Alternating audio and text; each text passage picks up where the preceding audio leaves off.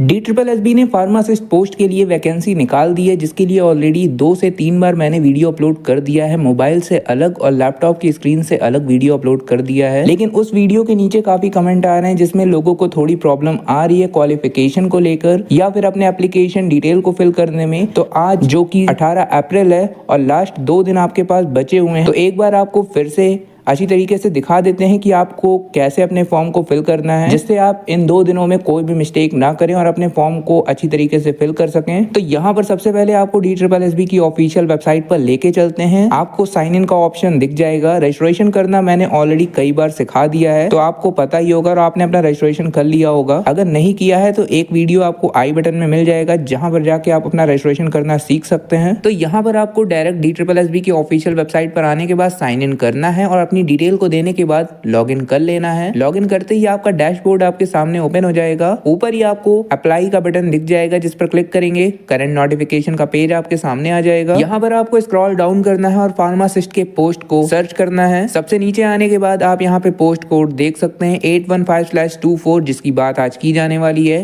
ये पोस्ट आपका डिस्पेंसर और एलोपैथिक का है। तो साइड में आपको अप्लाई का बटन दिखेगा, जिस पर एक बार के लिए आपको क्लिक करना है। यहाँ पर जैसे ही आप क्लिक करेंगे आपके सामने एप्लीकेशन ओपन हो जाएगा, जहाँ पर आपसे पर्सनल डिटेल पूछेगा, लेकिन यहाँ पर पर्सनल डिटेल आपका रजिस्ट्रेशन टाइम से ही ऑटो फिल रहेगा।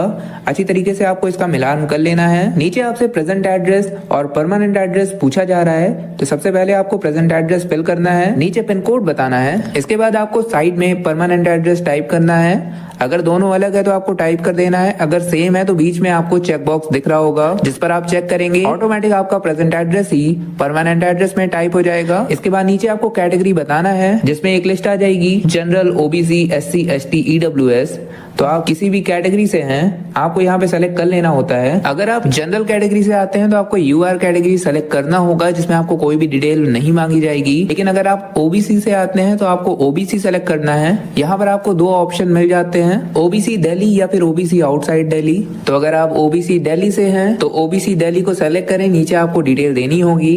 लेकिन अगर आप OBC आउटसाइड दिल्ली हैं तो यहाँ पर अगर आप क्लिक करते हैं तो एक पॉपअप आ जाएगा, जिसमें लिखा रहेगा OBC outside Delhi is not eligible category for reservation. तो यहाँ पर आपको समझ जाना है कि OBC आउटसाइड दिल्ली को UR सेलेक्ट करना होगा। आप इसके लिए नोटिफिकेशन भी पढ़ सकते हैं। तो अगर आप OBC दिल्ली से आते हैं तभी आप OBC दिल्ली को सेलेक्ट करें, अन्यथा UR सेलेक्ट करें। और अगर OBC दिल्ली सेलेक्ट करते हैं तो नीचे आपको सर्टिफिकेट डिटेल देना होगा।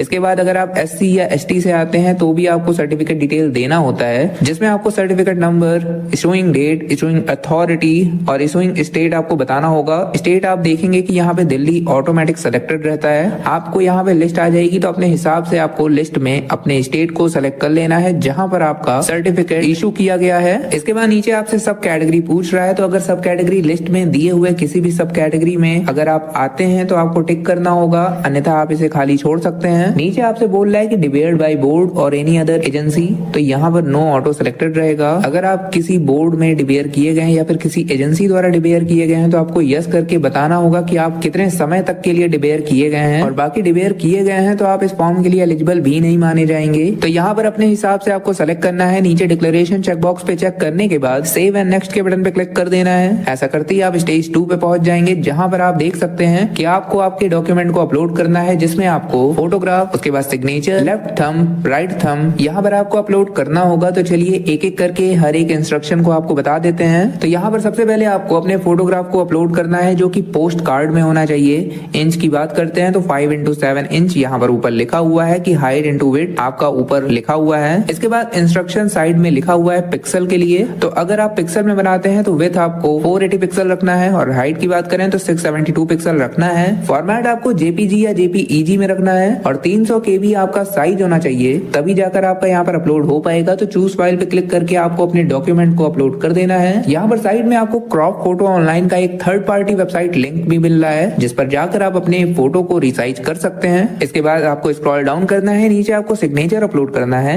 जिसका इंस्ट्रक्शन आपको साइड में लिखा मिल जाएगा। विड्थ की बात करते हैं तो 140 पिक्सल और हाइट आपको 110 पिक्सल पे बना के रखना है। JPG फॉर्मेट होना चाहिए और 40 KB के अंदर आपको अपने फाइल को बनाना है। चूज फाइल पे क्लिक करके फाइल सेलेक्ट करना है और अपलोड कर देना है। इसी तरीके से आपको लेफ्ट थंब इम्प्रेशन और राइट थंब इम्प्रेशन भी नीचे अपलोड करना है। इंस्ट्रक्शन साइड में लिखा मिल जाएगा, दोनों का ही सेम है। 110 पिक्सल इंटू 140 पिक्सल आपको थंब थंब इम्प्रेशन का बनाना है, जेपीजी फॉर्मेट में और 40 KB के अंदर रखना है। आप आसानी से चूज फाइल पे क्लिक करके फाइल को सेलेक्ट करेंगे। आप देखेंगे कि आपका फाइल अपलोड हो गया और आपके सामने शो करेगा। इसके बाद नीचे आपको नेक्स्ट के बटन पे क्लिक कर देना है। ऐसा करते ही आप क्वालिफिकेशन के पेज पे पहुंच जाएंगे। यहाँ पर सबसे पहले आपको डिपार्टमेंट सेलेक्ट करना होगा। आपके सामने दो डिपार्टमेंट आ जाएगा, पहला डिस्पेंसर है और दूसरा एलोपैथिक है। ये पोस्ट के नेम है। अब यहाँ पे ध्यान देने वाली बात इसके क्वालिफिकेशन की है। तो यहाँ पे एसेंशियल क्वालिफिकेशन पे आप लोग को ध्यान देना है कि जो डिस्पेंसर वाला पोस्ट है उस पर आपको केवल मैट्रिकुलेशन और उसके समकक्ष कोई अन्य अगर आपने किसी बोर्ड या यूनिवर्सिटी से किया है तो आप उसे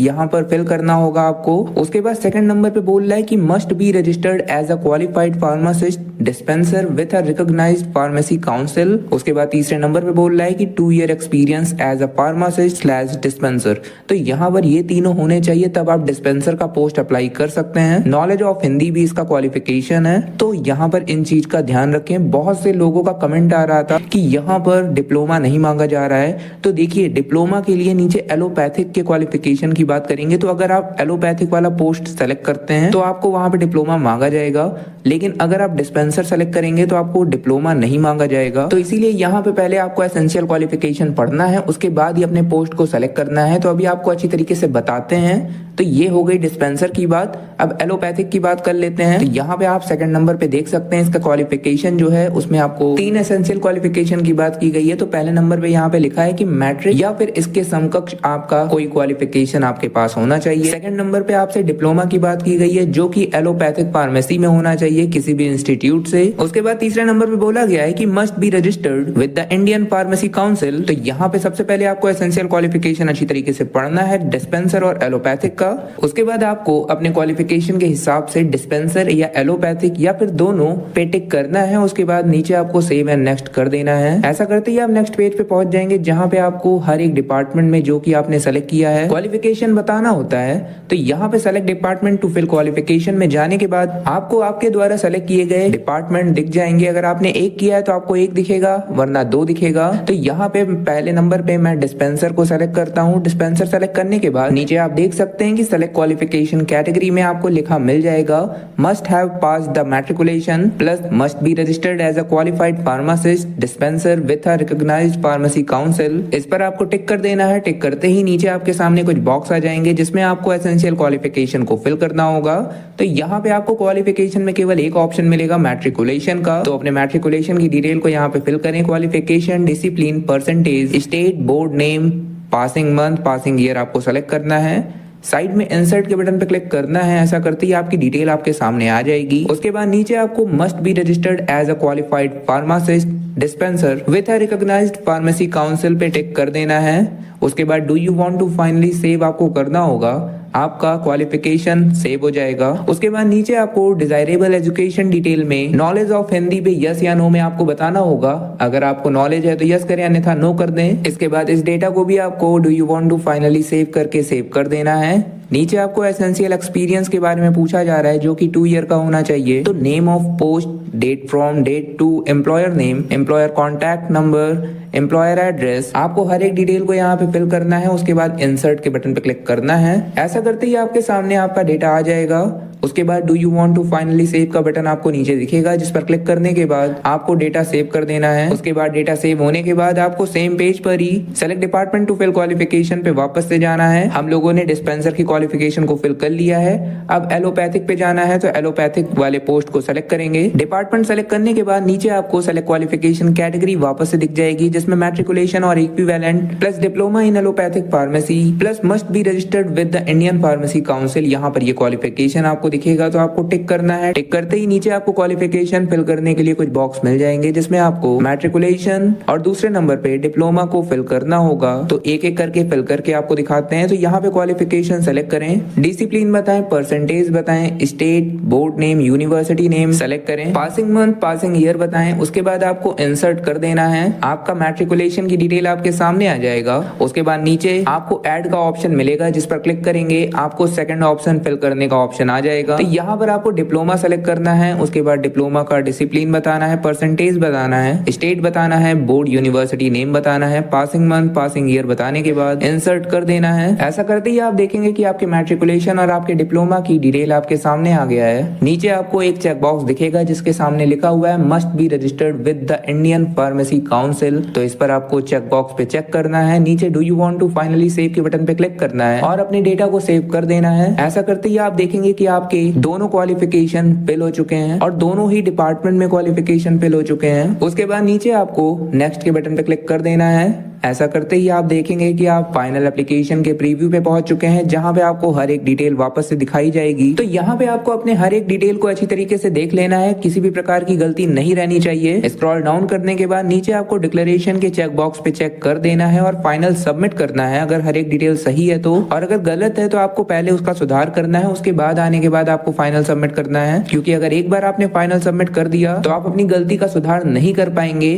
भले ही आप पेमेंट ना किए हो। ये फाइनल सबमिट का बटन अगर आपने एक बार प्रेस कर दिया तो आपका फॉर्म फाइनल सबमिट हो जाता है, उसके बाद आप कोई भी मॉडिफिकेशन नहीं कर पाते हैं। तो यहाँ पर फाइनल सबमिट करने के पहले आपको प्रीव्यू अच्छी तरीके से देखना है, उसके बाद फाइनल सबमिट करना है। ऐसा करते ही आपको पेमेंट पेज पे पहुंचा दिया जाएगा, जहाँ पे चेक बॉक्स को चेक करने के बाद आपको पे के बटन पे क्लिक करना है। ऐसा करते ही आप पेमेंट पेज पे रिडायरेक्ट कर दिए जाएंगे, जहाँ पर आपको net banking, debit credit card, UPI काफी ऑप्शन मिल जाते हैं, जिससे आपको अपने फॉर्म का पेमेंट कर देना है, जो कि मात्र 100 रुपए का होगा। तो आपको पेमेंट करना है। पेमेंट करने के बाद आपको रिडायरेक्ट कर दिया जाएगा DSSB के ऑफिशियल वेबसाइट पर। आपका डैशबोर्ड लॉगिन रहेगा और एक पॉपअप में आपको एप्लीकेशन नंबर मिल जाएगा और यहाँ पर आपका काम खत्म हो जाता है। आपका एप्लीकेशन फॉर्म 100% फिल हो चुका है। उसके बाद आप सेकंड लाइन में यहाँ पर देख सकते हैं प्रिंट एप्लीकेशन का आपको एक ऑप्शन मिल रहा है, जिस पर आपको क्लिक करना है। क्लिक करने के बाद आपको अपने पोस्ट को सेलेक्ट करना है, जिस भी पोस्ट का आपने फॉर्म फिल किया है। वहां पर पोस्ट सेलेक्ट करने के बाद आप देखेंगे कि उस पोस्ट का एप्लीकेशन फॉर्म आपका सामने आ जाएगा। उसको आपको प्रिंट कर लेना है और PDF फॉर्म में सेव कर लेना है फ्यूचर यूज के लिए। और अगर आपके पास प्रिंटर है तो आप उसकी हार्ड कॉपी भी निकाल लें, क्योंकि फ्यूचर में ये आपके काम आएगा। तो आज के लिए बस इतना ही। अगर कोई भी डाउट अभी भी आपके मन में बचा हुआ है तो आप नीचे कमेंट करें, आपका रिप्लाई मिल जाएगा। आपके हर एक डाउट को क्लियर करने की कोशिश की जाएगी। तो आशा करते हैं कि आप सीख गए होंगे कि आपको अपना फॉर्म कैसे फिल करना है। अगर इस वीडियो से आपकी कुछ हेल्प हुई हो तो इस वीडियो को लाइक किए बिना बिल्कुल ना जाएं, और चैनल बनाए हैं तो चैनल को सब्सक्राइब भी कर लें, बेल आइकन भी प्रेस कर लें, जिससे आपको ऐसे ही अपडेट्स मिलते रहें। धन्यवाद।